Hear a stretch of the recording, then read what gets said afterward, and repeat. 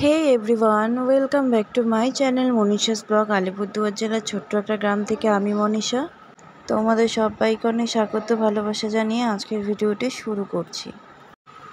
Good morning সবাইকে। সকাল সকাল দেখো উঠে পড়েছে ঘুম থেকে। অনেক দিন ধরে তো ঘরের কাজকর্ম কিছুই তোমাদের সাথে শেয়ার করতে পারছি না বা হয়ে উঠছে না, তাই ভাবলাম আজকে তোমাদের সাথে একটু শেয়ার করেই দিই। দেখতেই পাচ্ছ ছেলেকে ঘরেই রেখে দিয়েছি একটা ফোন দিয়ে, কারণ ফোনে সে দেখছে হলো ট্রাক্টর গাড়ি। এদিকে ঘরের জানলাটাও খুলে দিলাম আর সুন্দর আলো ঢুকে গেল ঘরটায়, তাই না? যাই হোক, কার কার এরকম আলোকিত ঘর ভালো লাগে একটু কমেন্ট করে কিন্তু জানাবে।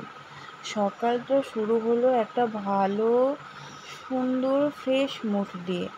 তবে কি জানো তো, একটা না খুব খারাপ সংবাদ আছে। সেটা হলো আমাদের বাড়িতে আমার যে বড় ছেলে তানিশ, ওর কয়েকদিন ধরে খুব অসুস্থ। বলতে গেলে ওর একটা নতুন যেগুলো ভাইরাস আর কি, খুব সামনের বছর কেরালার দিকে দেখা গেছিলো সেই ভাইরাসটাই আর কি এদিকে আসার ফলে তো জানি না কী করে বাবুর হয়েছে। সেই ডিজিজটার নাম হলো হ্যান্ড ফুট মাউথ ডিজিজ। তো যাই হোক, তোমরা সবাই অনেক সাবধানে থাকবে। বাবুর আজকে নিয়ে 5 দিন হচ্ছে বড় বাবুর। হঠাৎ করে ছোটো বাবুর কালকে রাত্রে 2টো থেকে জ্বর। আমি ভেবেছিলাম হয়তো ওর বাবা ডিউটিতে গেছে, তার জন্য মনে হয় জ্বর এসছে হয়তো দেখতে না পেয়ে। কিন্তু আমি ভুল ছিলাম, একদমই ভুল ছিলাম। পরে দেখি বাবুর হাতের তালুতে পায়ের তালুতে সেরকমই লাল লাল, যেমন গরম জল পড়ে গেলে যেমন ফোসকা পড়ে না, সেরকম আর কি বাবুর তালুতে লাল লাল হয়ে আছে। দেখে তো খুব মাথাটা ঘুরে গেল, কারণ গত 5 দিন ধরে বড়োবাবুর সঙ্গে যা যা ঘটছে, বাচ্চাটা যেভাবে কষ্ট পাচ্ছে, আমার তো নিজেরই চোখে দেখা যাচ্ছে না। হয়তো মার জন্য আমি ফিল করতে পারছি, কিন্তু ওর মা জানে যে বাবুর কতটা কষ্ট হচ্ছে। তো যাই হোক, যেভাবে কান্নাকাটি করে, ঘুমোতে পারে না, খুব কী বলবো, বলে বোঝাতে পারছি না। তো যাই হোক, সেটা আমার ভেবেই আমার কি গা শিউরে উঠছে বারবার। সেই ব্যাপারটাই আর কি কুট্টুর সঙ্গেও হচ্ছে। এটা একটা ভাইরাস জাতীয় জিনিস, তো এটা হলো নিঃশ্বাসে প্রশ্বাসে আর কি চলে যায়। ডাক্তার বলেছে ওকে সাবধানে দূরে দূরে রাখতে, তবে কিচ্ছু করার নেই।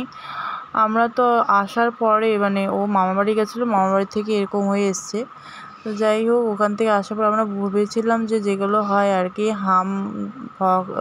তো হাম হয়েছে, আমরা এটা ভেবেছিলাম। তো আমরা তো এত বড় জানি না যে এত বড় ডিজিজ, এত বড় আর কি ভাইরাস এসেছে। তো যাই হোক, ডাক্তার দেখানোর পরে অনেকটাই স্বস্তি। তারপরে আমিও আর কি কোনো দেরি না করে বাবুকে ডাক্তার দেখাতে নিয়ে গেছিলাম। ডাক্তার দেখিয়ে এসে ওষুধ খাওয়ানোর পরে এই দেখো একটু ছেলেটা ঘুমিয়েছে, কিন্তু ছেলেটার প্রচণ্ড পরিমাণে জ্বর, বলার মতো নয়। আর যখনই দেখছি আমার নিজেরই খুব খারাপ লাগছে। বাচ্চাটার জ্বর, তবুও কিন্তু শরীরটা ফেলে দেয়নি, ও কিন্তু সমানে চলাফেরা করছে, হাসাহাসি করছে।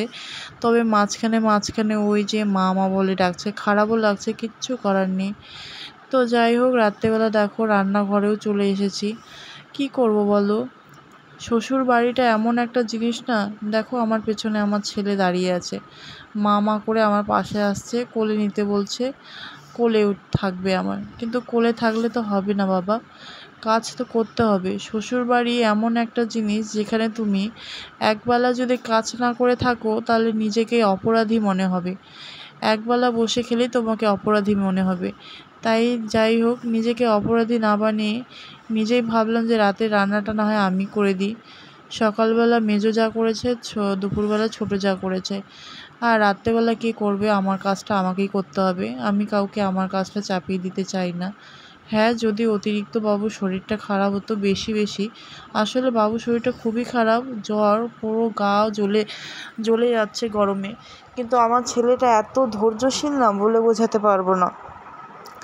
এত জ্বর হওয়ার পরেও ও কিন্তু সমানে খেলে যাচ্ছে, বারবার এসে আমাকে বলছে, ইঙ্গিত করছে যে মা কোলে নাও। কিন্তু কি করব, রান্নাটাও তো করতে লাগবে, তাই না? এটা তো আমার আর বাপের বাড়ি নয় যে আমাকে একবেলা রান্না না করলেও বসিয়ে খাওয়াবে, তাই না? রান্না করলেও চলবে, না করলেও চলবে, এরকম তো কিছু নয়, নিজেকে তো রান্না করতেই হবে। তো যাই হোক, সেজন্য ভাত বসিয়ে দিয়েছিলাম, ভাতের মধ্যে আলু সেদ্ধ দিয়ে দিয়েছিলাম। সে আলুগুলোকে বের করে এখন সোয়াবিন দিয়ে আলু সবজি বানাবো, ব্যাস। এটা দিয়ে আজকে খাওয়া হবে, বেশি কিছু করব না, যেহেতু বাবুর শরীরটা ভালো নেই। আর কয়েকদিন ধরে প্রায় এক সপ্তাহ ধরে কিন্তু আমাদের বাড়িতে নিরামিষই চলছে বাচ্চার জন্য। তো এখন যেহেতু দুটো বাচ্চাই ওই ভাইরাসে আক্রান্ত, সেজন্য আর কি বাড়িতে কয়েকদিন নিরামিষই চলবে। কালকে বিশ্বকর্মা পুজো, জানি না কি হবে। যদি পারি তাহলে একটু শেয়ার করতে পারবো, যদি না পারি তাহলে তো কিচ্ছু করার নেই। কারণ প্রথমে তো বাচ্চার শরীরটাকে দেখতে লাগবে, তারপরে না হয় ভিডিও, তাই না? যেহেতু আমার বর বাড়িতে থাকে না, আমার ছেলের ভালো মন্দ আমাকেই দেখতে হবে। অনেক কিছুই বলে নিলাম, অনেক দিন পরে তোমাদের সাথে রান্না শেয়ার করছি। তবে রান্না শেয়ার করছি, কোথায় কি দিচ্ছি আমি তোমাদের কি বলবো, মনে এত জমানো কথাগুলো আছে না, সেগুলো বলেই আর কি শেষ করতে পারছি না। তো যাই হোক, এই সময়টা আমার মনে হয় আমার বরকে খুবই পাশে দরকার ছিল। তবে বরেরও কাজ, বড় তো হাত বাঁধা পা বাঁধা, তাই না? বড় তো আর পারবে না আমার কাছে এসে 1 মাস 2 মাস করে থাকতে, তাই না? ওই যা আসে 2-3 দিনের জন্য, 2-3 দিনে আর কি। দেখা যাক, এর আগের ভিডিওতে তো বলেছিলাম, দেখা যাক কপালে কি হয়। যদি কপালে থাকে ভাগ্য, তাহলে একদিন ঠিক বরের কাছে গিয়ে থাকতে পারবো। এদিকে আমার তোমাদের সাথে কথা বলতে বলতে সবজিটাও প্রায় হয়ে এসছে। এখন বাজে প্রায় রাতের 1টা। আমি এখন ভয়েস দিচ্ছি কারণ আমার কিছুতেই ঘুম পাচ্ছে না। বারবার উঠছি আর ছেলেকে দেখছি পা হাতগুলো, যে সেগুলো আবার বেড়েছে নাকি। তো যাই হোক, প্রথমে ছিল 1-2, এখন অনেকটাই বেড়ে গেছে।